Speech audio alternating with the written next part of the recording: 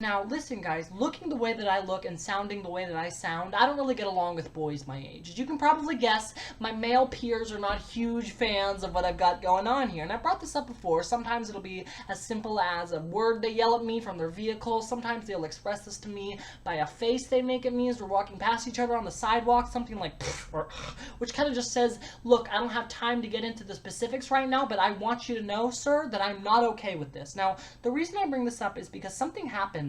I was threatened recently. Not on the internet, surprisingly enough, but on the phone. I received a personal phone call from a young man. I won't get into the exact reason for the call, but I will say that I didn't actually do anything wrong, and men are fucking psychopaths. Now, it happened very quickly. I don't really remember exactly everything he said. It was mostly just a very detailed description of how he was going to violently beat me if he ever saw me, which, by the way, is an interesting point I'd like to bring up. I do remember his phrasing on that. It was, if I ever see you. Not, I'm gonna come and find you. He's not gonna seek me out. He's not driving over. He's not going to invest gas money into this assault. But just if we happen to run into one another at a place, he'll do what he has to do. Anywhere, I assume. Grocery store, pasta aisle. He'll most likely abandon a full cart.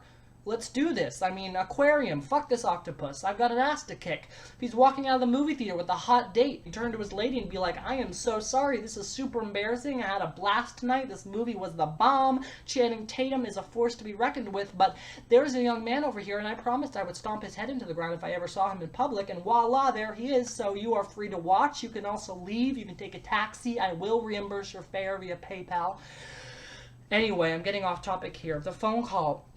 He talked for about a minute, but not a lot was said. You know, it was one of those where it was just like a variation of the sentence, I'm gonna kick your fucking ass, over and over again. Just different ways of saying that, with a few, you faggot, and high-pitched voice motherfuckers thrown in for good measure. Something about my nose, I'm not really sure. But there was one thing he said, one thing this man said to me on the phone that I still am trying to figure out and wrap my brain around to this day. And I'm going to say it to you right now. This man said to me on the phone, drum roll please, I'm going to shove a log up your ass.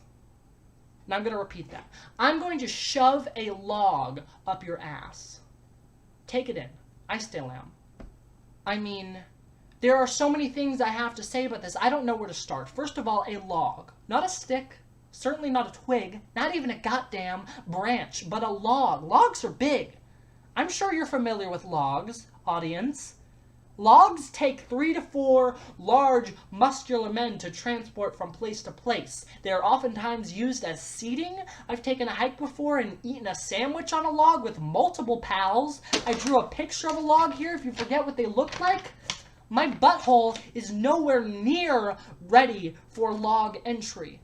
My poor little lonely asshole is, I don't know, maybe 1/10 of an inch wide, while the ending of a log, the diameter here is, I don't know, maybe 2 fucking feet. At this point in time, if you tried to shove a log up my ass, you'd more or less just be hitting my entire ass with a log. And I don't think that's what this guy wants. I think he wants to go for full log penetration, and he knows what he wants, and that's what I've always loved about him. And look, how we're going to get this log in, I'm not really sure. I'm not even sure that he knows, because sometimes all you have is a dream, and baby, the journey is still cooking up in the oven. I mean, obviously, he'd have to do a lot of work on my butthole. I mean, we'd start out small, obviously, maybe a few fingers, move our way up the dildo train, maybe at some point introduce some sort of tube instrument. I mean, do we have a budget? That can't be cheap. I mean, he'd be shoving a lot of things up my ass before we made our way to log. And let's not forget, this all started with him calling me a faggot. Think about that for a second. I mean, this would take some time. I'm not a scientist, but honestly, stretching my lonely little butthole enough for a full-on log shove couldn't take less than, I don't know, a year and a half. And even with that estimate, he'd have to be working me day and night. I mean, are we going to move in together? Probably. I can't imagine why we wouldn't. This isn't something that you can just take breaks with willy-nilly. Butthole stretching is very similar to ear piercing. If you don't commit, if you take a month off, that thing will close right back up. You'll be back to square one. So if we're going to do this, we have to fucking do this, okay? I mean, are we going to be talking as he gets me ready? I mean, I know the man and I have had our disagreements, but at a certain point, maybe hour 47 of butthole log propel, you got to start conversing. I mean, maybe we'll develop a friendship. Maybe we'll grow close to one another. Maybe he'll love me. Maybe he'll change his mind and say, I don't think you deserve a log in your butthole as I so strongly believed in the first place. And I'll look him right in the eyes and I'll say, buddy, no, we have come too far to back down at this point, and don't mistake mistake my persistence for an actual excitement of the idea of a log in my ass. I am just a firm believer in the philosophy of not giving up. I mean, this thing is not going to be easy. Let's not completely get caught up in just the preparations. I mean, how long does the log stay in? Forever? When you hear someone say, I'm going to shove a log up your ass, you can't imagine they're going to help you remove it. I mean, is that just my thing now? It's not an in and out situation. Do I just stuck with it? Do I just walk around with this log in my ass for the rest of my life? Do I just become that guy? Does my family lose respect for me when I show up for a Thanksgiving dinner? Does everyone try their hardest not to bring up the elephant in the room, or more specifically, the log in my fucking ass? I mean, oh my god, what is this? Will I ever have a healthy relationship again? Will this log just take over my life? Will I just become the shell of a man? This isn't fair, and don't even get me started on splinters! Anyway, remember to share this video with your friends, because it may very well get me killed, and I'd like to get some views and leave some money for my family. So, bye-bye.